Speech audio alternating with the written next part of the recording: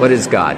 Okay, so a lot of people think God is, quite in the biblical sense, a guy sitting up on a cloud who controls the universe, frankly, and has created all life. But my definition of God is not like that. I don't believe God is a person or entity. God is just another form of energy. Well, actually is energy. Himself, well, not even himself, itself.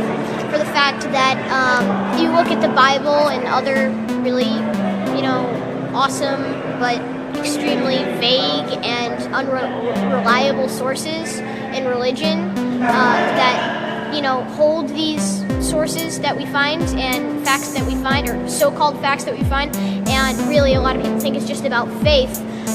But if you relate the Bible to quantum physics and apply most of the laws actually in not less of a figurative sense, but more of a literal sense, and replace it with things like the universe, you'll eventually find out that it explains in-depth quantum physics and astrophysics, experiments and theories. Well, maybe not theories, because maybe now they're proven. Who knows? Maybe the Bible isn't a story of something that happened on Earth, but maybe a story of how our universe began.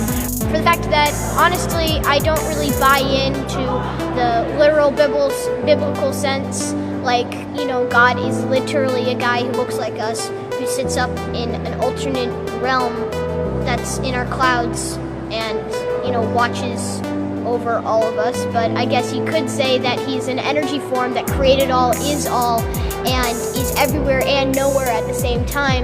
God, or energy, lives within us, through us, and is us. And is us, frankly. So you said what? That God is the energy that is in us, created us, and is us. Is that your definition?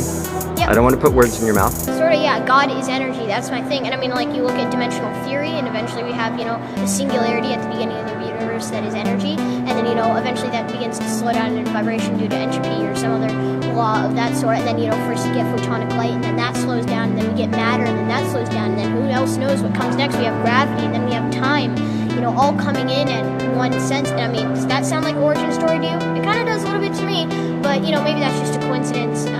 Maybe these philosophers, or unreliable monks, we call them, that lived up in the mountains and wrote this weird book that doesn't have any factual evidence behind it, maybe they were quantum physicists ahead of their time, and maybe they're just trying to tell people, who lived a crazy long time ago, that there is an entire new quantum world out there. But, education wasn't too good back then, so I guess they had to simplify intense quantum physics to something that a 5-year-old could understand. That's the Bible, right? So you're saying people who believe in the Bible as written, as the Bible conventionally, are kind of like 5-year-olds?